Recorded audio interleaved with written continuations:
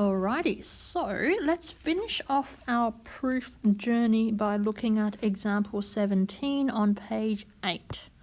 So it says here, use proof by contradiction to prove the proposition that there are no positive integer solutions to the Diophantine equation x squared minus y squared equals 1.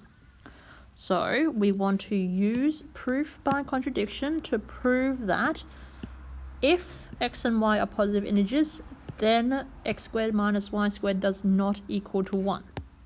Okay, so right now we want to prove a if p then q statement. Remember, a proof by contradiction means suppose the opposite is true. So the opposite of if p then q is p and not q. Okay, so this was p, that x and y are positive integers.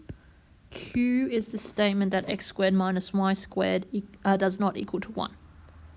So let's write down what we want to show. So we want to prove that if x and y are an element of positive integers, let me write that again. So if x and y are an element of positive integers, so z plus, then x squared minus y squared does not equal to 1. So that's our goal. We are going to use proof by contradiction. So proof by contradiction, which says suppose not. Suppose the opposite is true. So the opposite is p and not q. So suppose that x and y are positive integers, so that's p, and not q means x squared minus y squared equals to 1. So we're assuming that this holds.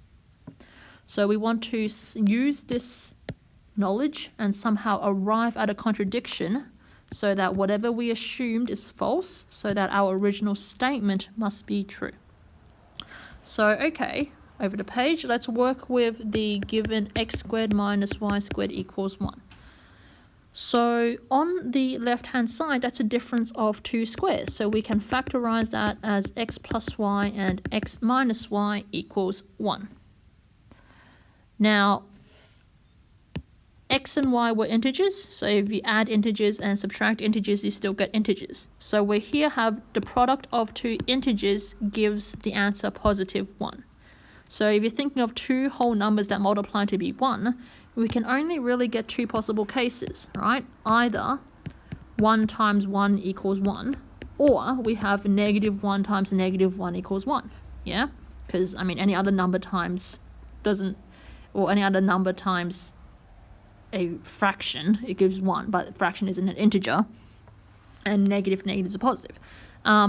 So we can say that 2 integers x plus y and x minus y multiply to give the answer of positive 1. So we can either have case 1 where x plus y equals 1 and x minus y equals 1, or we have case 2 where x plus y equals negative 1 and x minus y equals negative 1, because negative times negative is a positive.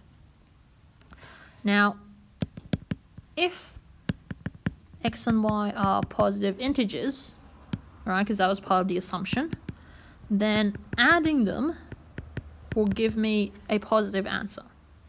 So this case 2 is not possible because we're saying if we add x and y, we get a negative answer, which is not good. So x plus y can't be negative 1. So we reject case 2. So case 2 can't happen. Because if x and y are positive, because that was part of our initial assumption that if x and y belong in the positive integers, right, and x squared minus y squared equals 1. So from the x squared minus y squared, we get the 2 integers multiplied to be 1. There's only 2 options. Either 1 times 1 is 1, or negative 1 times negative 1 is 1. But if you have positive integers and you're adding them, you can't get a negative answer because you can't add 2 positive to be a negative. So in any case, this case number 2 is out the window because we can't have that case. So let's consider case 1. So therefore, x plus y equals 1. It's equation 1. And we also have that x minus y equals 1, and that's equation 2. So let's do some simultaneous equations. So equation 1 plus equation 2 gives us 2x equals 2. So in other words, x equals 1. So let's sub x equals 1 back into equation 1 and solve for y. So 1 plus y equals 1, so y equals 0. But we just said in the assumption that y is a positive integer, which means that y cannot be equal to 0. So that's my contradiction. So therefore, contradiction. So supposition, whatever we assumed, supposition is false. So therefore, if x and y are positive integers, then my original statement must be true. Then x squared minus y squared can't equal to 1. In other words, there are no positive integer solutions to the equation x squared minus y squared equals to 1. Let's recap.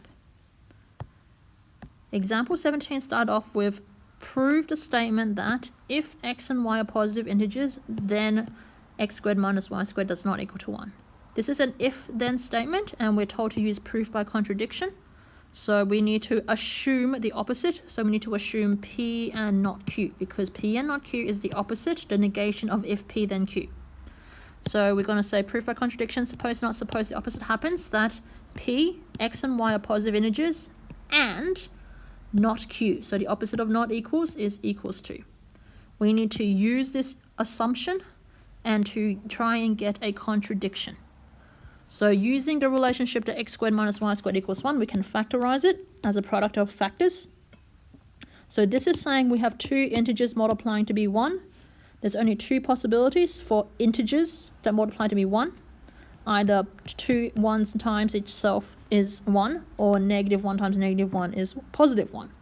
Anything else is fractions, and that's not part of integers. So that's why we have the two cases. Either x plus y is 1 and x minus y is positive 1, or they're both negatives. Now, in the initial assumption, we said that both x and y are positive integers. And then if you add positive numbers, you can't get a negative answer. So case 2 cannot be true. So we reject case 2.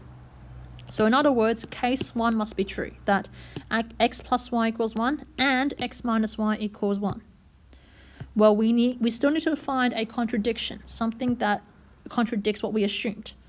So, well, let's do some simultaneous equations because we've got two relationships. So let's solve for x, and then let's solve for y.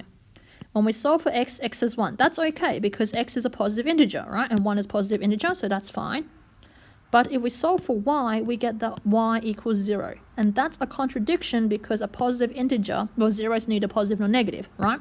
So if y is 0, that's not what we assumed. We said initially that x and y are both positive integers, and y can't be 0, but we're saying here y is 0. So we arrive at a contradiction, which means whatever we assumed at the start, the opposite of if P then Q, so the P and not Q, so that assumption is false, which means my original statement must be true, that if x and y are positive integers, then x squared minus y squared cannot equal to 1. In other words, my original statement is there are no positive integer solutions to the Diophantine equation of